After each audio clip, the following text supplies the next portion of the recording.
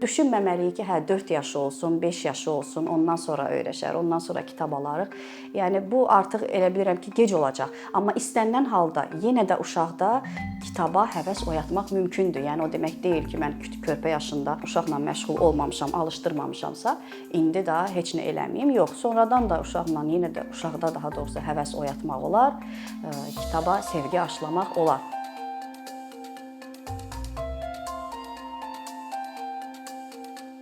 Bu dəfə mən istəyirəm uşaqlara nə vaxtdan kitab oxumağa başlamalıyıq və hansı kitablarla başlamalıyıq kimi mövzulara toxunum. Belə məsələdə mən valideynləri iki qrupa ayırıram.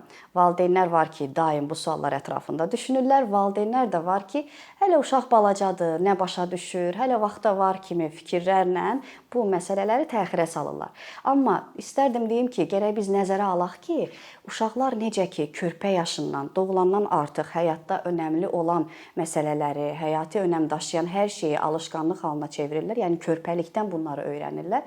Eləcə də kitaba da biz bu şəkildə yanaşmalıyıq. Yəni düşünməməliyik ki, hə 4 yaşı olsun, 5 yaşı olsun, ondan sonra öyrəşər, ondan sonra kitab alarıq.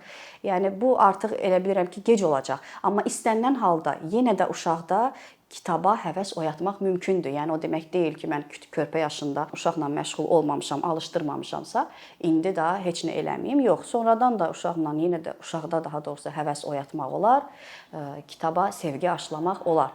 Amma çalışmalıyıq ki, əlbəttə bunu körpə yaşından eləyək. Valideynlərdə də bu zaman sual yaranır ki, bəs axı uşaq cırır, mən necə eləyim, nə edeyim? Bunun üçün hal-hazırda bütün dünyada xoşbəxtlikdən balaca uşaqları da, körpələri də nəzərə alaraq gözəl kitablar hazırlayırlar. Hansı ki, balaca yüngül kitablardır ki, o nə islanmır, nə cırılmır. Uşaq əlində rahat şəkildə daşıya bilir, çünki ağır da deyil, vərəqləyə bilir, şəkillərlə tanış ola bilir. Eyni zamanda da ola bilər ki, nəqliyyat vasitələri, ola bilər heyvanlar aləmi və sair mövzularda kitablar olur ki, uşaq vərəqləyir, ana ilə birlikdə baxır, orada nə var, nə yox, anası tanış eləyir uşaqları. Orada kitabda olanlarla. Bundan əlavə uşaq artıq böyüdükcə karton kitablar da var ki, bunu da cırmaq heç də rahat deyil. Bəzən kiçik körpə olanda valideyn qorxur ki, ağırdır o kitab. Yəni digər sadaladıqlarıma baxanda karton kitablar ağır olduğundan uşağın əlindən düşər, başını gözünü əzər və s. kimi fikirlər olur. Amma nəzərə alsaq ki, onsuz da bu kitabları uşaqlara valideynlər oxuyurlar. Yəni valideynin əlində olur. Müəyyən müddətdən sonra artıq uşaq da güc toplayıb, o kitabı özü də qaldıra bilir. Yəni karton olması da yəni elə bilirəm ki, çox gözəl bir fürsətdir uşaq üçün. Hətta bu karton kitabları qatlanan formaya da salırlar. Yəni bir səhifədə sanki balaca pəncərələr olur, balaca üst səhifələr də olur ki, hər birinin altında da bir sirr olur. Yəni ki, tutaq ki, bir kitabdır heyvanlar haqqında. Məsələn, ilk səhifəsində ev heyvanlarından bəhs olunur. Orada qoyun göstərilir.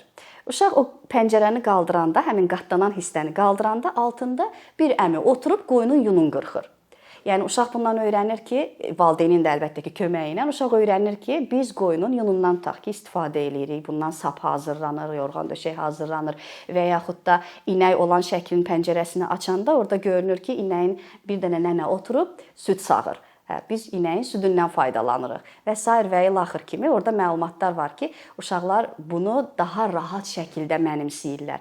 Biri var nəzəri şəkildə, şifahi şəkildə ancaq uşaqla danışasan. Biri də var ki, həmin bu kitablar vasitəsilə və xüsusən də bu kitablar şəkilli kitablardır, hansı ki, uşaqlar üçün çox önəmlidir və uşaqlar nəinki eşidərək, eyni zamanda da vizual olaraq görərək bu məlumatı əldə eləyirlər və bu zaman daha rahat öyrənə bilirlər. Həm də maraqlı olur onlara, əylənərək öyrənirlər. Əylənərək öyrənirlər demişkən, istərdim sevdiyimiz, ailəlikcə sevdiyimiz başqa bir kitab növündə misal çəkim. Mənim qızlarım buna parça kitab deyirlər, amma keçə materialından kitablar tikilir. Yəni hər səhifəsi ayrı-ayrı tikilir və sonra bunlar birləşdirilir. Rusca buna fetr deyirlər, bəlkə də bir çoxları fetr kitab kimi də deyə bilər.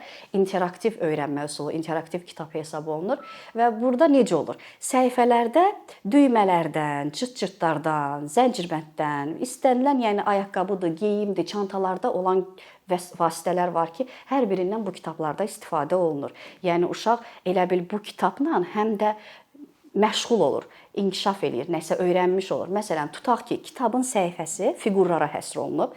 Bu zaman fiqurlar kəsilir, tikilir həmin o fetrin keçənin üstünə və kənarda yenə də həmin fiqurlardan kəsilib və hər birində də cırt-cırtlar tikilmiş olur.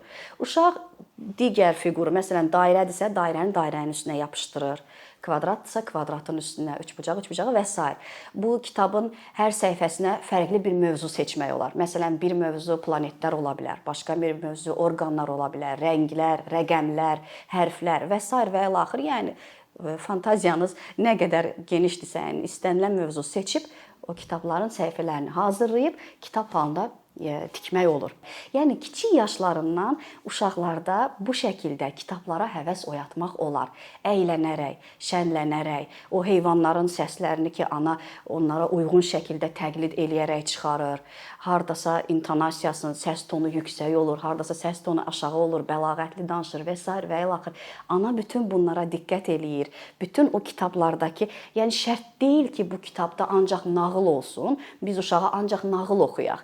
Körpəlikdən uşaq etap-etap, yəni mərhələ-mərhələ gəlib çatır bu həddə. Yəni bunu bilirsiniz, mən həm də nəyə bənzədirəm? Uşağın bərk qidaya keçmə mərhələsinə. Yəni bu da elədir. Əvvəldən başlayır uşağı ətraf aləmlə tanış eləməyə, heyvanlardır, ətrafda baş verənlərdir, hər şeylə. Yəni uşaq tanış olur. Eyni zamanda da ana bunları ilə özü nağıl kimi uşağa nəql eləyir, danışır və sonra başlayır artıq daha geniş kitablara keçməyə, nağıllar danışmağa, oxumağa.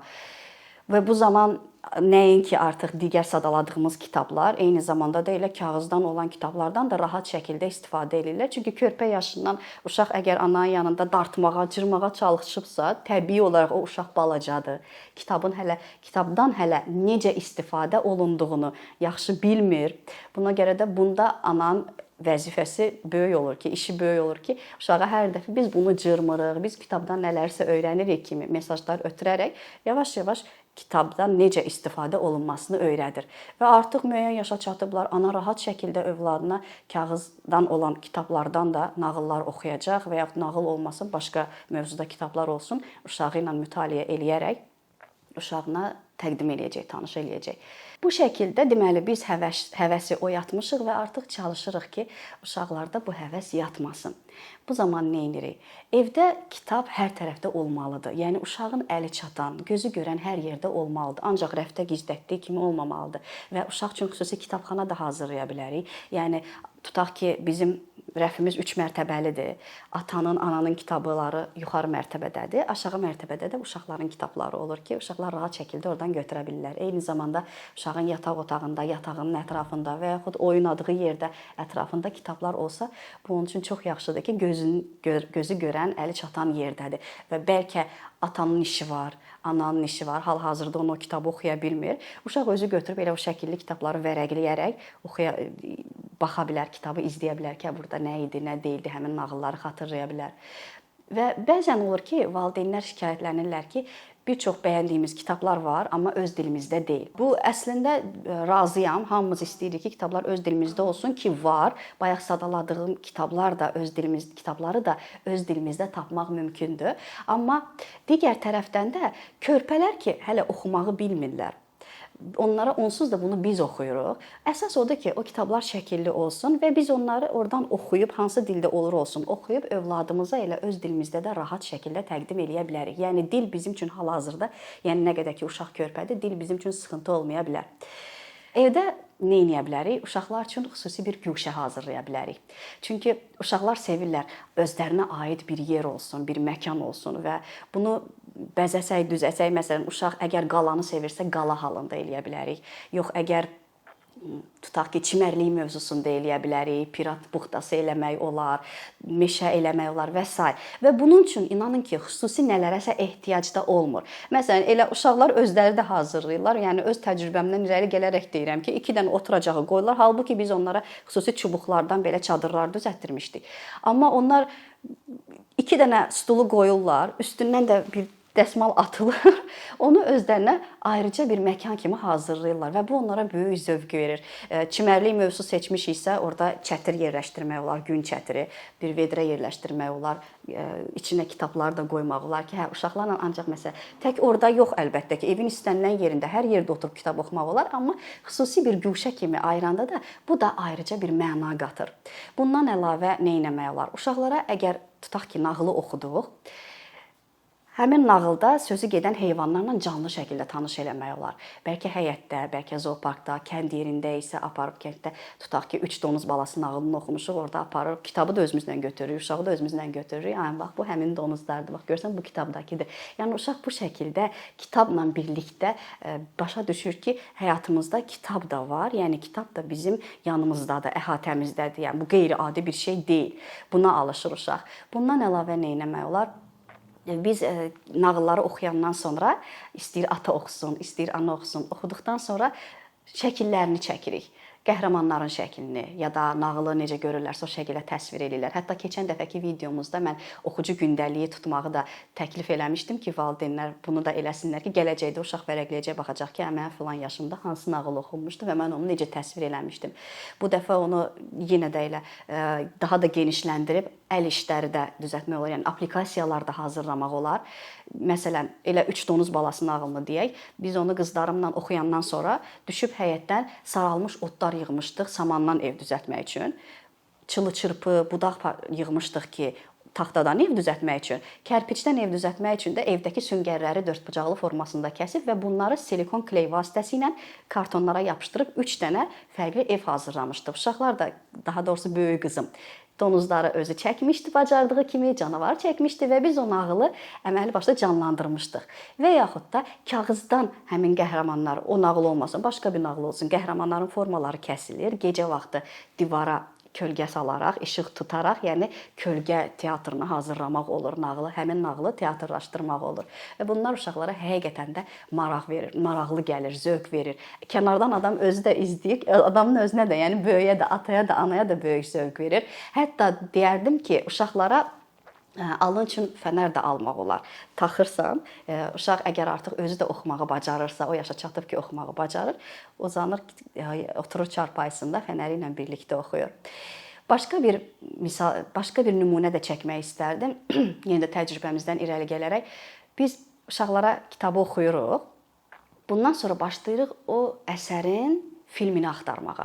Yəni ola bilər cizgi filmidir, animasiya filmidir ya da adi filmdir. Balacalar üçün Turpdur, Qoğaldır və s. Amma böyüklər üçün məsələn Çippolinoydur, bu uzun corab Peppidir və ya Gruffalodur, Balaca Şahzadədir, Karlsondur və s. Bunların hər birinin filmi var.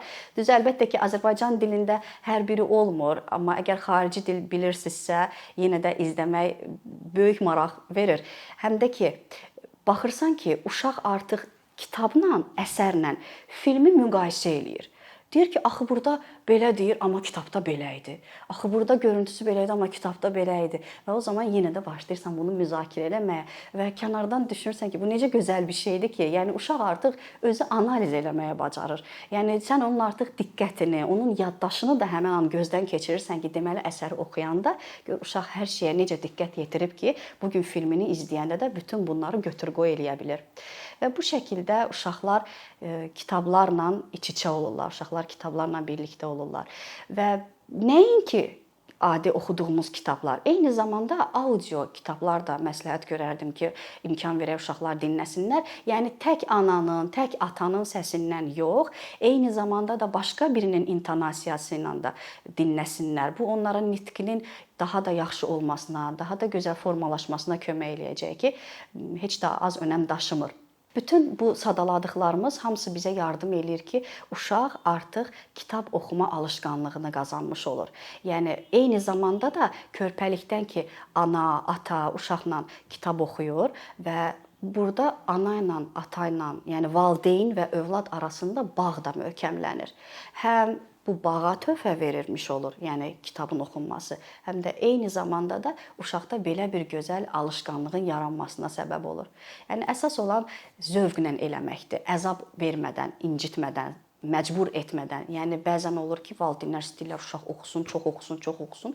Yəni uşağın onsuz da bütün günü neçə saat oturub oxuması da bu qeyri-real bir şeydir, heç lazım da deyil. Günə ən az heç olmasa 5-10 dəqiqə də olsa uşaq buna ayırırsa, bu artıq böyük bir şeydir. Əsas odur ki, onu o ürəklə eləsin, zövqlə eləsin. Məcburən neçə saat oturub oxumağın bir mənası yoxdur. Yəni ya da ki, valideynlər olur bəzən uşaq nəsə xoşa gəlməyən bir hərəkət edibsə, deyirlər ki, vəssalam, oyun bitdi, get dərslərini oxu və yaxud get kitab oxu. Yəni o kitabı sanki cəza vasitəsi kimi tətbiq eləyirlər. Bu zamanda uşaqda kitaba qarşı mənfi hisslər oyana bilər. Amma biz nə etməliyik? Çalışmalıyıq ki, nə eləyiriksə, oradan ancaq və ancaq həzz almaq mümkün olsun. Onu ürəklə eləmək olsun. Ona görə də hər şeyin başında, necə ki, hər şeyin başında sevgi durur, eləcə də bu işdə də sevgi böyük önəm daşıyır.